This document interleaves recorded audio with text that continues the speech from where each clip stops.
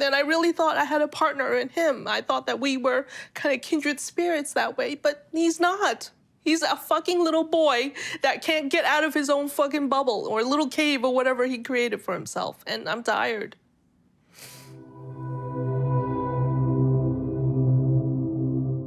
I sought therapy for us because I believed that I wanted a renegotiation, and without help, he wasn't gonna take my opinion with as much respect or weight as his own. I bring things to you that mean a lot to me, and you are very...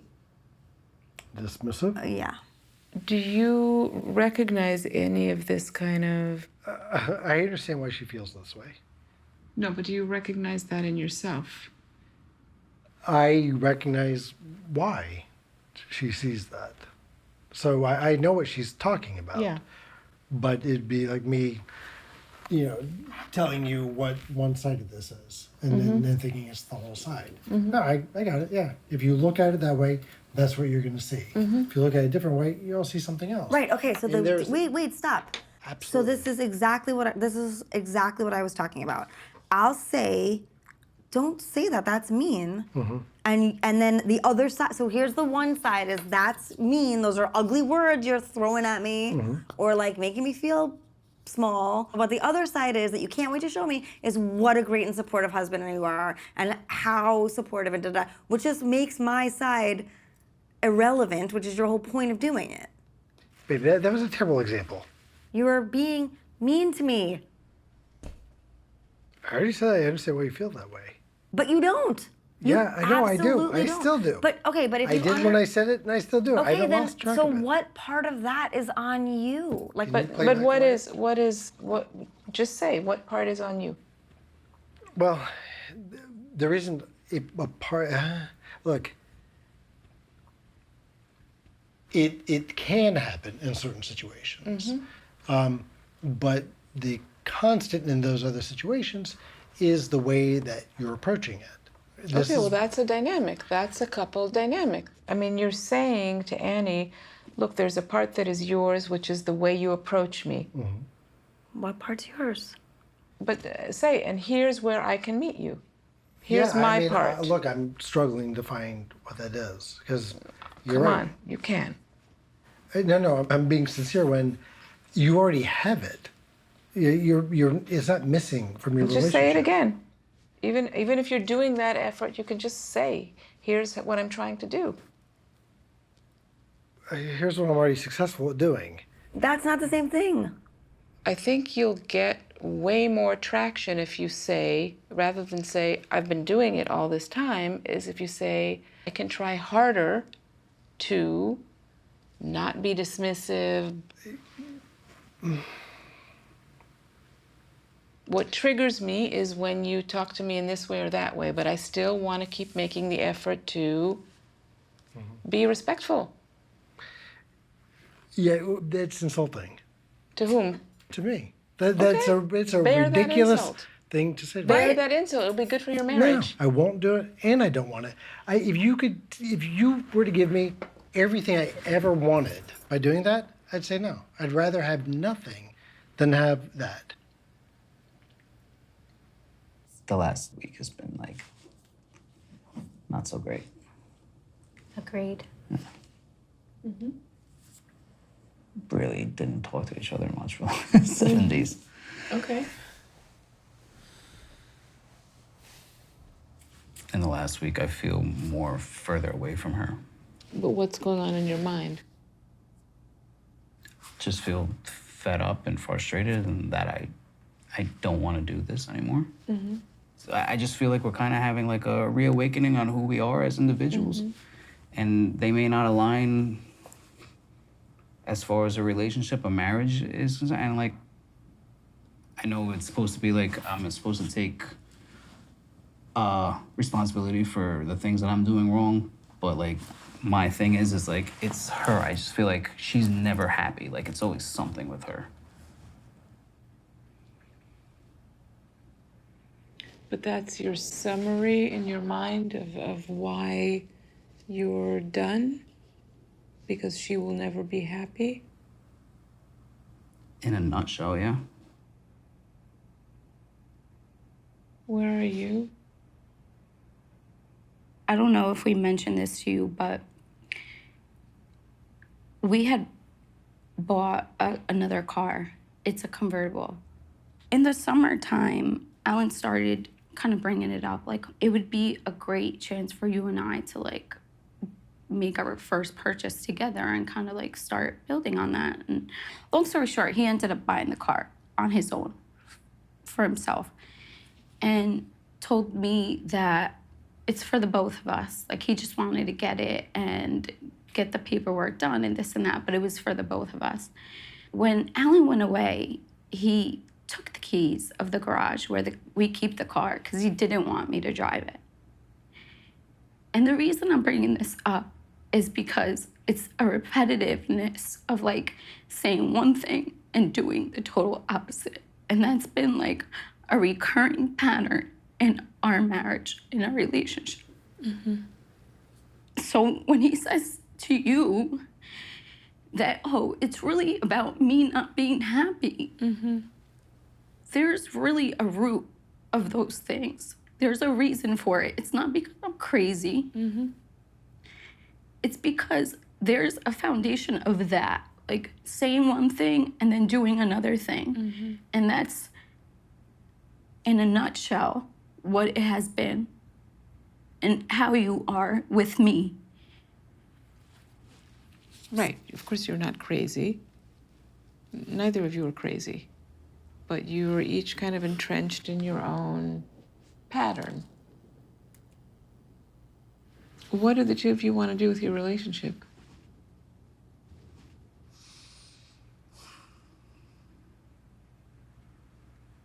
We know we're growing apart, and like this was like a last effort to try to figure things out, and I just feel like maybe the more layers we pull back, the more I realize, like, it's just I don't even feel like I have the want to pursue that anymore. Yeah. It's a difficult moment of truth. Yeah. That you're both expressing.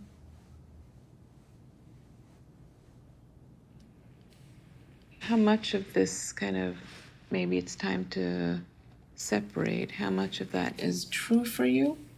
Do you feel like you're 100% behind that? Yes. Yes. Yes. Mm-hmm. And you? Yeah. I don't know what else to do. Like, I don't know if there's any cure for it because I just feel like there's an disease. Huh? It's not a disease. Wanting to separate or reaching an end of a relationship is not a disease. But how do you know? Like, are there telltale things that it's it? Is it based on every couple's different? Like, how do you know if this is an end that needs to happen as opposed to just running away from something? Is that what you're asking? I think he's asking, how do you know this, like, whether these are signs of it being the end kind of thing? Like, is there any, like, textbook signs that we're showing, like, yeah, maybe they should probably, like, throw in the towel? You're asking me, do you look like a couple that's reached an end? Or from what we've communicated to you, like, or do you just feel like we just stopped trying and we're not even trying anymore? I'd have to spend a lot more time with you to really answer that fully, but it takes, first of all, a lot of love and want to change, and you also have to want it enough that you'd be willing to change something in yourself, something fundamental. And that's a very difficult thing to do. You have to really want the relationship and love your partner in a way that moves you to transcend yourself. We're sick of looking at each other. Of course. half the Yeah, time. it's like I almost feel numb. And it reaches a point with my irritability. Her voice can just be grating. Yeah. And it's just like, it's like nails on a chalkboard in my head sometimes. Yeah. No, it's not her fault. It's the entire circumstance that we're in. I don't always believe him. I feel like he does hear what I'm saying. And just because hearing that my voice is like grating to him, I think he chooses to ignore me. And that does, no, we're not doing that, Dan. And that, that's annoying. That's frustrating to me. Well, no, I don't ignore you. Yeah, I choose not to say anything because the next words that come out of my mouth might be hostile. So I wait until I've got myself under control before I speak. What are you thinking, Michelle, while James is talking? Go ahead. Just mainly that he's an asshole. I mean, that he. Tell me how you really. But what's the thought? You mean like? I mean, that's kind of a criticism, but what's the thought? You fantasize about hitting me upside the head with a frying pan or something? I don't know. You know, I don't even know. What are your thoughts? I. Throw it out there. Throw it on the table. That's what therapy is for. That I just can't stand him. How are you feeling? Very, very angry. I've enabled you to relax and enjoy your life for the last decade. And now it's time for you to get up off your ass and start doing something and stop relaxing. Grow your damn law firm. I am working on that. I haven't seen you do anything. I feel so exhausted by this marriage. You know, it's like two people and they're in the race. And in order to get to the finish line, they both have to finish together, Like a right? relay race. Like you're tied to each Three-legged other. race. And I feel like our marriage is that I am running with all my might. I'm running as dead fast weight. as I possibly can. And he's inching along, saying, it's okay, we'll get there. That has been our marriage, and I'm just tied to him. Completely what I see right here. Yes. Yes. I see how hard you're working. I get it. Where are you? He thinks it's hysterical. No. But you're still doing the work. I'm like, in terms like this, I'm ready to just punch him in the face. But you're doing so much work. And it's Let me do some exhausting to work. me. Stop it. Why do you find this funny? Why do you think I find this feel funny? like I just hate him so much. I can't stand being around him. I'm sitting here and I want to get somewhere and I want to fix it. And it's not as though I've sat back for the past 10 years of our marriage and said, you know what? I want more children, so I'm just going to sit around on my ass and eat bonbons and pop out kid after kid, and you figure out a way to support them. I've been there with him. I've been doing everything that I need to do. And what is he doing? He's laughing. He thinks that this is funny. I'm so tired of it. I get it. I get it. It's like, what is even the point? What's the point? Can you let me do some of the work and you relax? Yeah, okay. So, how are you feeling when Michal is saying these things? She's not wrong. Like, she's aware of the facts as well as I am. Like, the reason I was chuckling was I was imagining Michal running a three-legged race with my son, and I could imagine her, like, dragging him along, not caring that he was, like, crying. And I feel like, yeah, I might lose the race if I ran with him, but I think he'd enjoy it more. It was more just like the absurdity struck me. How do you feel when Michal is describing you as lazy, unable to pull your weight, I mean, that hurts. exploiting her? I don't think I'm lazy. I think I worked pretty How hard. do you feel? I don't like that it hurts her, but I do like that she provokes me to do more and be better. So there's something about this dynamic that's working for you. Right, and that's probably unhealthy for me to just be like, well, that works for me. What I'm trying to decipher is whether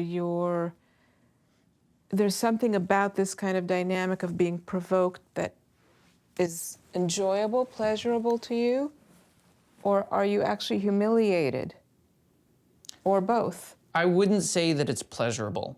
I'd say that it's useful. As long as I hold a smile and I make it seem as if everything's okay, or I don't show any emotion whatsoever, everything is good for him. You know, if we're having a good week, don't wait till the end to tell me, oh, well, I was just being quiet to keep you happy. That's not what I said. That's not what I'm saying. She's not a good communicator, especially when something is bothering her. So we should jump right in there and take an example. Okay, so this morning there was some stuff on the table, her paperwork or something.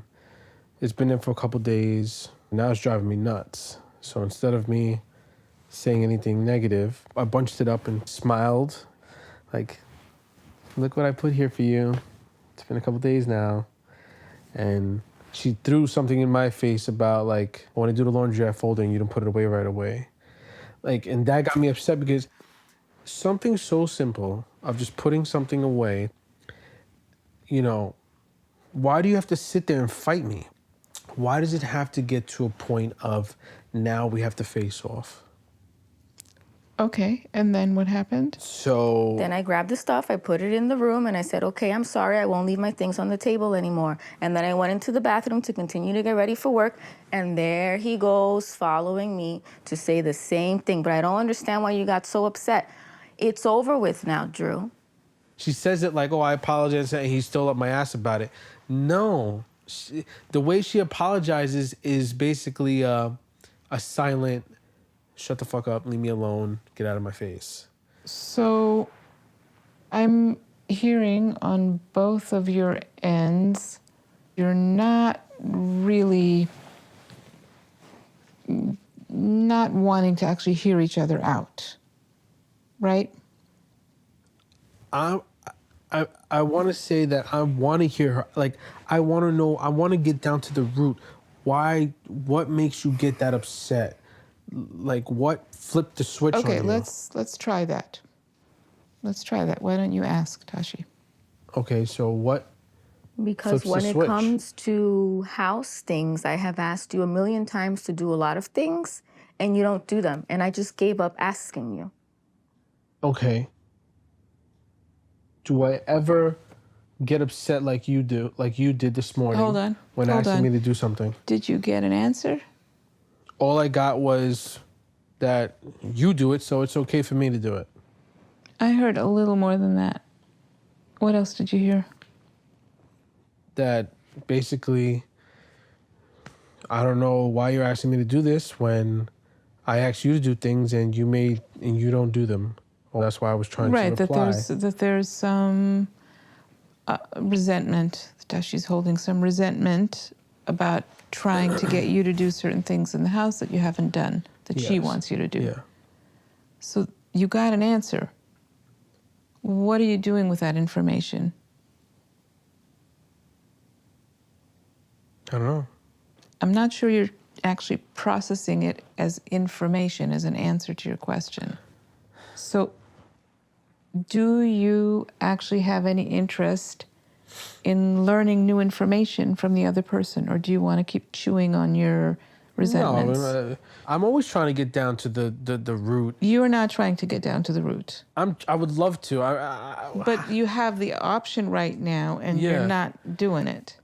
And I will ask Tashi to do the same thing for you. How do you contribute to your conversations disintegrating? I probably shut down, and I probably give him a bang too. Once he gives me a bang, I give him another bang. Meaning? Meaning, like, if he'll say something that's insulting to me, I'll just say something insulting back. So a lot of retaliation? Yes. But then if I bring it up, I mean, what am I supposed to do? Bring it up at a separate time? That would be very wise. Yes, if you want to stop the cycle of retaliation or this kind of ping pong, yeah, for sure. But you also have to give up the wish to win and retaliate. I guess it's me holding on to resentment, and it's me just angry that I kind of got pushed into this life. All I do is cook, clean, I go to work, I take care of the kids. And when it's not done, you can shake your head all you want. I'm staying quiet. David, that's Continue, just continue. how I feel. I was pushed.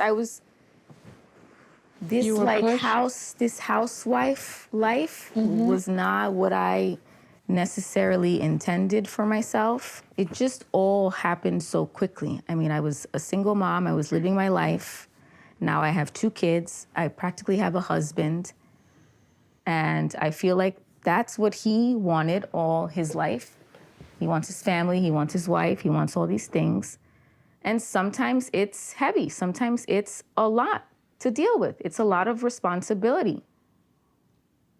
And I feel like sometimes I do it all.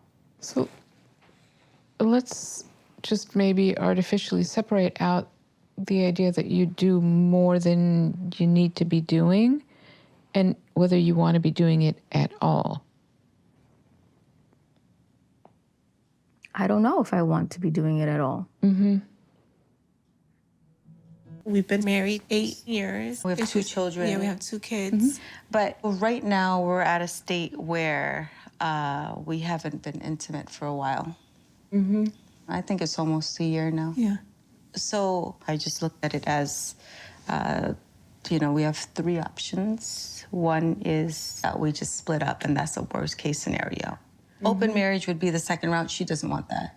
So then the third case would be that we, reconnect, and that's what we're hoping for. Reconnect physically. Physically, everything. Yeah, I think it kind of just like is, rebuild everything, find our way back to each other in a sense. like when we first met, I didn't think it was gonna get to this point. What do you mean? I didn't think that I was gonna marry you. She just thought she was gonna go around I thought I was just gallivanting. gonna be a hoe. That's literally, I thought I was just gonna go out there and just party. And then I ended up meeting her, and I was like, oh, she's great. And she's like, she fits like the ideal type of, this is what a good wife would look like. And then we both finished nursing school, and it got more serious. The next step was to get married, so we got married. The next step after that came the children. And then I hit 40, and I just reflected back, and I was like, oh, shit, this is where I'm at. Like, I want to see what else is out there. But she sees a marriage or a healthy marriage as being just monogamous. I think a healthy marriage can be both. But she doesn't feel that way. I just feel like to be intimate with someone, it takes a lot. So for her just to be like, oh, I can be with you, I can be with you, I can be with you, it's like, where's the intimacy? Where's the real connection? Like, you're just gonna go and basically spread your legs anywhere you can, and that's okay, You're hurt by that. That's why I always say maybe it's me. Maybe I'm the issue. Because if you look at our marriage externally, it's great. Like, everybody sees her like she's an angel. Like, she's so motherly. She just engulfs everything and kind of just is able to take care of everyone. But something about it is affecting Us. Yeah. Yeah. desire. Yeah. I'm at the point where it's like I'm not attracted to you right now. That's a difficult thing to say, but there's probably more to say than just that. Like, I'm just not attracted to her? I don't know if there's such a thing as just not attracted. There's something to say here. I don't know. I feel like I'm how do you say this? Those sleeping bags when you go camping, right? Okay, I'm just trying to get out the sleeping bag. That's exactly how it feels like. Like, it's nice, it's comfy, it's like, it keeps me warm, I can sleep in it, it's safe. Yeah. I see. Too But I safe. just, Too safe. I just want to get out. Yeah. How are you feeling? I feel hurt. I feel Hurt. lost. I don't know. Lost, like you don't know what to do about all of this? Well, that's why the two of you are here. What is the work you're doing? Trying to be more appreciative. I feel like I still haven't found a way to, I guess, convey my appreciation in a way that resonates with her. So in a way, you're describing the experience that you cannot reach ping. That whatever you're doing is not reaching. Yeah. Well, I mean, she tells me so. Right, but I'm just staying with you Yeah. that when you're encased in this way where you feel like whatever you're doing is not going to make a difference, you're creating a certain kind of force field around you that you've already given up, that you've retreated. And it's a very powerful force field. Yeah, I mean, I get to that point where I feel like I've tried everything and I just don't know what else to do. So, like, I feel like I'm listening more and I feel like I'm retreating less. Are you noticing any of that? I'm noticing that he's making a lot more effort in us spending time together. I'm noticing that he... That's major. Yeah, it's major, but it comes with its conditions, you know? I mean, we were at a dinner at a really romantic place a couple of nights ago, and I was looking at him and I was trying to engage him in just, not just conversation, but just being present. And I feel like that's always a struggle with him. He can't be present with me. Everything's got to be just, he's distracted all the time. And then he looks at me and he gives me these comical winks, like, in the middle of dinner. I'm like, I'm trying to look at you. Why do you wink at me like that? He's like, what, I can't give you a wink? So you're trying to make contact and you feel like Will is not present. I feel like he's not present. Okay. Yeah. Pause. Will, say what it's like on your end. How are you feeling sitting there? Yeah, it was like we were having a nice dinner. It was a new place we wanted to check out. And yeah, I look over and she's kind of like staring at me all flirtatious, so I gave her a wink. You weren't sitting there feeling shut down, remote? No. No.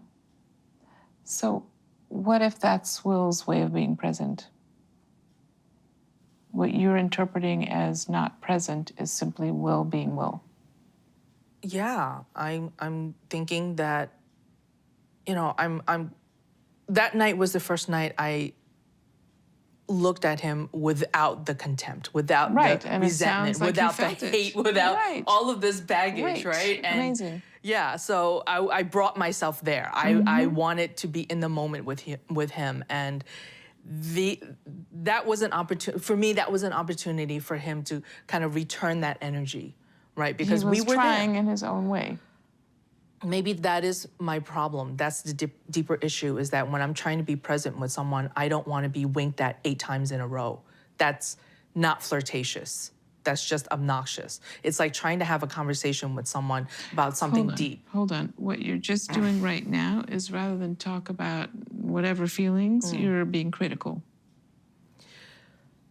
Okay, so I miss the way we used to be when we would communicate with just our body language, right? I miss that chemistry, you know? I'm trying to recapture that. I'm trying to, you know, I'm trying to dig it out from all the crap that we've piled on top of it. And when he does that, Will being Will, I feel like he's not honoring what we used to be or what I need from him in the moment.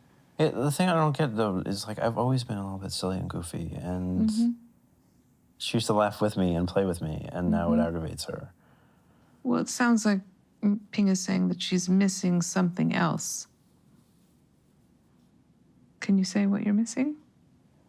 Well, in that particular moment, I was really missing the person I fell in love with, the person that was able to look at me without all this extra stuff. And yeah, there's you know, we have our jovial moments, but we had deep, intimate moments. And in that particular moment, it just felt like he was resisting getting there with me. And I felt rejected, you know, and I know a wink is just a wink, whatever, but it just... You felt rejected. I felt rejected. I felt like he wasn't there with me. It's hard to have the patience. Well, that's what I'm struggling with, is because, you know, we've been together, 6, 7 years, and I feel like I've been patient. I've been trying to understand him, and I was thinking about it the other day. One of the reasons why I did fall in love with him, because I saw a little bit of me, the younger version of me in him, and I wanted to take care of that person. I wanted to be there in a way that nobody was there for me. What did you see? That inner child, you know, the one that was neglected, that wasn't given what they needed, you know. But yeah, and that's what connected me to him. But I think over the years, I found myself not getting what I needed. And however I expressed whatever I need, he didn't hear it. I didn't feel like he listened. And I'm just tired. Like, you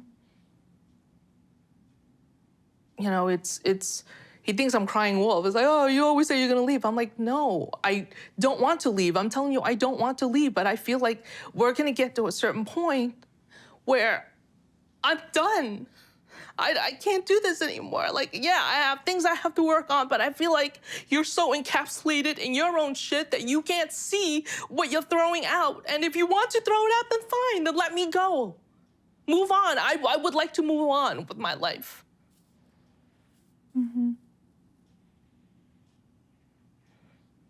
I feel like, you know, it's not my job to save him. I need to save myself. I need to be here for myself. And I really thought I had a partner in him. I thought that we were kind of kindred spirits that way, but he's not. He's a fucking little boy that can't get out of his own fucking bubble or little cave or whatever he created for himself. And I'm tired. I'm just tired.